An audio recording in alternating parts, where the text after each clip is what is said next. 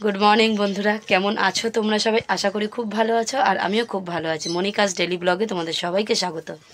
তো আজকের ব্লগটা অনেকটা লেটে শুরু করলাম। এখন 9:20 বাজে ঘড়িতে। উঠেছি একটু লেটে, কারণ যেহেতু বাচ্চারা নেই, সেরকম চাপের কাজও নেই। হ্যাঁ, কাচাকুচি অবশ্যই ছিল। তো সেই যে কেচে একদম বিছানার চাদর টাদর ফ্রেশ করে পেতে নিয়েছি। আমি বালিশের কভার টাভারগুলো সব প্রথমেই উঠে কেচে নিয়ে নিজে স্নান টান করে তোমার দাদাভাইকে ডেকে দিলাম। ওই বিছানার চাদরটাও তুলে ও কেচে দিল। কেচে সব শুকোতে দিয়ে দিয়েছি। দিয়ে পুজো টুজো করে এই বিছানার চাদর পাতলাম, তারপরেই ব্লগটা স্টার্ট করলাম। তো আর কি, চলো, তোমার দাদাভাই বাজারে গেছে, ও বাজারটা নিয়ে আসুক, তার সাথে টিফিনও নিয়ে আসবে বলেছে, নিয়ে আসুক। তারপরে দেখি কি করি আর না করি। তাহলে চলো, সারাদিন সঙ্গে থাকো আর দেখতে থাকো। চলো, প্রথমেই বলি, একটু বাইরের আওয়াজটা ইগনোর করে, যেহেতু এখনই ভিডিওটা আমি এডিট করছি, তাই যেহেতু সকালের ভিডিওতে আমার একটু সমস্যা হয় এডিট করতে গেলে। তো যাই হোক, দেখো টিফিনে পরোটা নিয়ে চলে এসছে। আমরাও বেশ এনজয় করে খেয়ে নিয়েছি পরোটার। বেশ অনেক দিন বাদে এই পরোটাটা খাওয়া হলো। এমনি ছেঁড়া পরোটাটা বা পেটাই পরোটা যাকে বলে সেটা খাওয়া হয়, কিন্তু এই পরোটার টেস্টটা না একটু বেশি। তো আমি তাই তোমার দাদাভাইকে আজকে বললাম, আজকে দেখো তো এই পরোটা পাও নাকি। তো ওই খাচ্ছি আর দুজনে মিলে বেশ গল্প করছি। যেহেতু দুই ছেলে নেই, নিশ্চিন্তে মনে। আর নিশ্চিন্ত কেনই বা হবো না বলো, বাচ্চারা তো ঠাকুমা দিদি মানে মা তো অবশ্যই আছে, তারপরে তো ঠাকুমা দিদিমারা রয়েছেই। আর ঠাকুমা দিদিমাদের কাছে থাকা মানে সত্যি কোনো চিন্তা ভাবনা কিছুই হয় না, কারণ তারা মানে নিজেদের প্রাণের থেকেও বাচ্চাদেরকে বেশি ভালোবাসে। সেই রকমটাই আমার কাছেও। তো জানি আমার মায়ের কাছে রয়েছে, তাই কোনো অসুবিধা নেই। তো তোমার দাদাভাই এখানে শাক বেছে দিচ্ছে, পাশের বাচ্চাটাও রয়েছে। আর এই যে এখানে একটু মাছ নিয়ে এসছে, তো মাছ করবো, শাক করবো। আর তোমার দাদাভাইয়ের আজকে ইচ্ছা হয়েছে একটু টক ডাল খাওয়া, তেঁতুল দিয়ে। তো সেই টক ডালটা করব, আর তার সাথে একটু বেগুন ভাজাও করব। মানে এরম করতে করতে টুকটুক করে রান্না বেশ কয়েকটাই হবে। তো দুটো মানুষ, আর যেহেতু ও কেটে কেটে সব দিচ্ছে, আমি শুধু এখানে দাঁড়িয়ে খুন্তিটাই নাড়ছি। আজকে অনেকটাই আমাকে হেল্প করে দিচ্ছে, জানো তো। ওই জন্য বেশ রান্নাটা দেখো, আমি কিন্তু এদিকে কাটাকুটি করতে যাচ্ছি না, আমি শুধু গ্যাসের এদিকে শাকটাও বেছে দিয়েছি, আমি শুধু কুচিয়ে নিয়েছি, এই হলো ব্যাপার। আর মাছটাও তো কেটে এনেই দিয়েছে, মাছটা ধুয়ে এদিকে ভাজাও বসিয়ে দিয়েছি। আর তার আগে আমার ভাত ডালটাও হয়ে গেছে।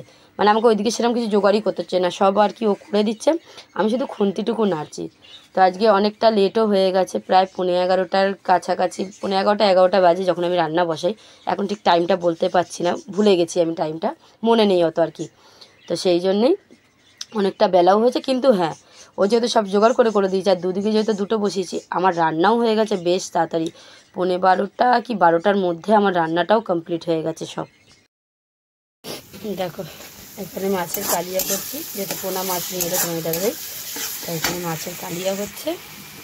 আর দেখো এখানে শাক নিয়েছি, এটা শাকটার না আমি ঠিক নামটা জানি না, লাল শাকেরই মতো সেম দেখতে, শুধু সবুজ। কি শাক আমি ঠিক জানি না। এই যে হাঁড়িতে ভাত হয়ে গেছে, তার সাথে তোমার দাদাভাই খাবে তেঁতুল দিয়ে টক ডাল, সেটাও হয়ে গেছে।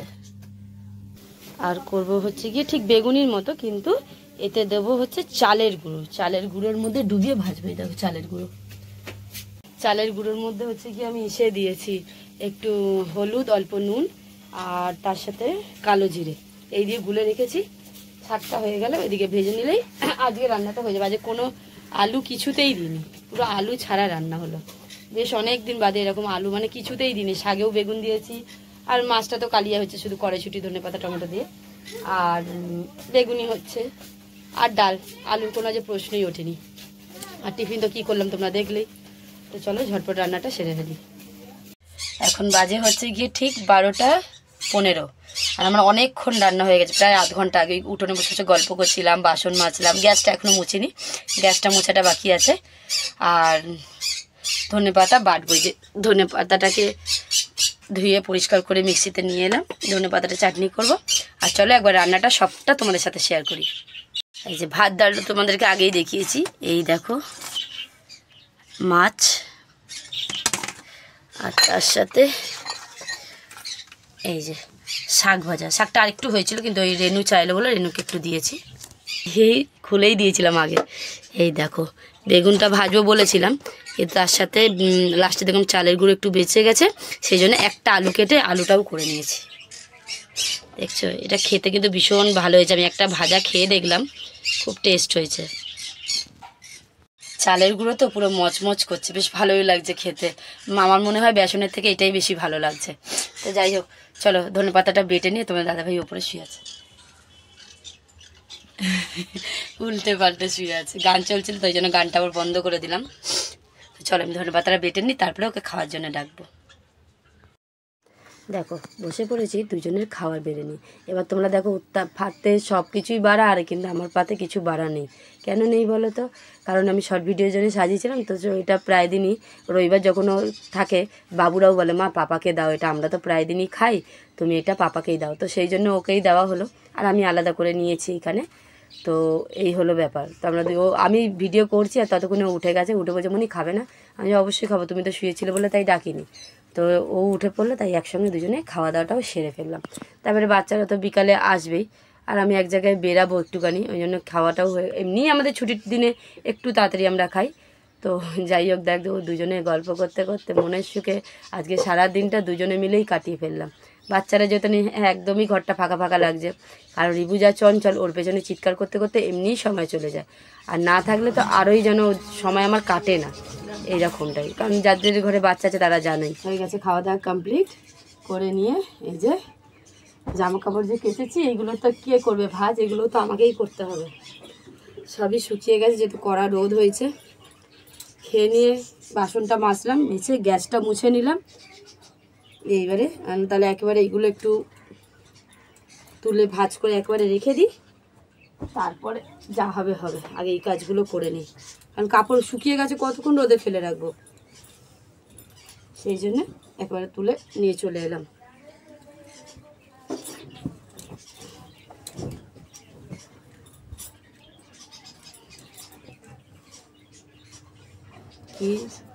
কি যে অবস্থা, চাদরটা কাচতে আমার সত্যি, চাদর কাচতে আমার সত্যি খুব কষ্ট হয়, জানি না কেন।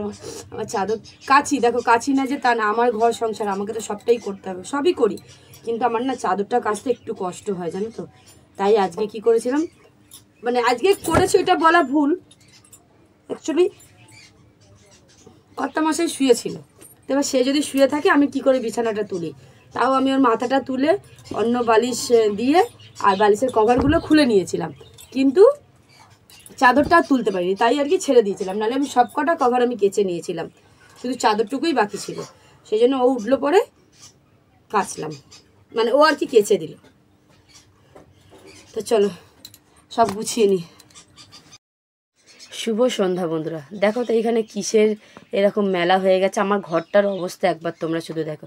আর হ্যাঁ, ভিডিওটা না একটু তোমরা ম্যানেজ করে নিও, কারণ একটা বাচ্চা ভিডিও করেছে তো, ও ঠিকঠাক করে ভিডিওটা যেহেতু পেছনে দাঁড়িয়েছিল ঠিকঠাক করে ভিডিওটা করতে পারিনি, তাও তোমাদের সাথে শেয়ার করব বলে আমি আর কি দিলাম।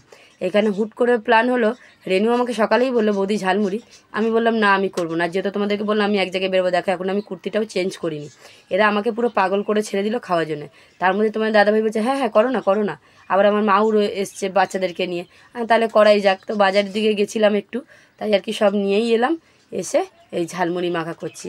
এখানে সবাই রয়েছে, আমার মা রয়েছে, তারপরে রেনুর মেয়ে রয়েছে, আমার 2 ছেলে রয়েছে, কাকিমা রয়েছে, রেনু রয়েছে, আরও একটা বাচ্চা রয়েছে শাক বাচ্ছিল, সবাই আর কি মিলে তোমার দাদা ভাই সবাই মিলে আর কি বেশ এনজয় করেই আর কি ঝালমুড়িটা খাওয়া হলো। আর করতাম না, বিশ্বাস করো, করবো সকাল থেকেই ওরা বলছিল, কিন্তু আমি যেহেতু একটু হাঁটাচলা করে আমার ধকল হয়ে গেছে, তাই আর কি আমার ইচ্ছা করছিল না। কিন্তু এরা কি আমার পিছু ছাড়ে, এরা আমাকে মানে যে কোনো জিনিসে মানে আমাকে না নিলে এদের হবে না। বলছি তোরা তোদের মতো করে খা, বলছে না হবে না, তোমাকে করতেই হবে। তো এরকম একটা ব্যাপার। এবার বাচ্চাদের যেহেতু আশা, বাচ্চারাও খাবে বলেছে, এবার বড় ছেলে ফোন করে শুনতে পেয়েছে, ও বলছে মা আমিও যাবো, তাহলে আমিও খাবো। এবার সেখানে আমি কি করে না বলবো বলো। তো মুড়িটা মেখে নিয়ে সবাইকে ভাগ ভাগ করে দিয়ে দিয়েছি, দিয়ে দেখো আমরা এখানে সবাই মিলে বসে পড়েছি, গল্প করছি আর খাচ্ছি। এটা কতটা ভালো লাগে বলো, একসাথে বেশ ভালোই লাগে। আমাদের বাড়িতে কেউ কাউকে ছাড়া কিছু করে না, সবাই যখন এক জায়গায় থাকে তখনই কিছু না কিছু হয়, এই ব্যাপারটা আরও বেশি ভালো। গুড মর্নিং, কেমন আছো? কালকে ব্লগটা শেষ করা হয়নি জানো তো, কালকে হঠাৎ করে তোমরা দেখতেই পাবে ব্লগের মধ্যে আমরা কি করেছি না করেছি। কালকে সেরকম ব্লগও শেয়ার করা হয়নি, যেহেতু দুজনের মানুষ ছিলাম, খুব বেশি বড়ও হয়নি ব্লগটা, ছোটোখাটোই ব্লগ হয়েছে, মিনিমাম 9-10 মিনিটের মধ্যেই হয়েছে। আর হচ্ছে কি ভিডিও তার মধ্যে এডিটও হয়নি, এই এখন আমি এডিট করব। এখন বাজে ঘড়িতে দেখো ঠিক 9:30 বাজেনি 25 হচ্ছে, আমি আবার রিবুকে আনতে যাবো 10টায়, তার মধ্যেই আমি এডিট করে এখন ভিডিওটা পোস্ট করে দিয়েই যাব, কারণ এডিট করতে পারিনি গো একদম। কালকে প্রচণ্ড শরীর খারাপ লাগছিলো, আমি শুয়ে পড়েছি। আর কেন শরীর খারাপ লাগছে সেটা তোমরা আশা করি 1-2 দিনের মধ্যেই ব্লগটা পাবে, যে কিসের কারণে আমাকে এত দৌড়ঝাঁপ করতে হয়েছে, বা একদিকে মন শান্তি, তারপরে একটু ধকলও হয়েছে। যাই হোক, আজকে দেখো বিছানাটা পুরো অগোছালো, এখনও গোছানো হয়নি। এই বিছানাটা এখন গোছাবো, ভিডিও এডিট করতে করতে বিছানা গোছাবো, গুছিয়ে আমি রিবুকে আনতে যাবো। তাহলে চলো আজকের ভিডিওটা এখানেই শেষ করছি। ভিডিওটা যদি তোমাদের ভালো লেগে থাকে like, comment, share and subscribe অবশ্যই করে দিও। টাটা।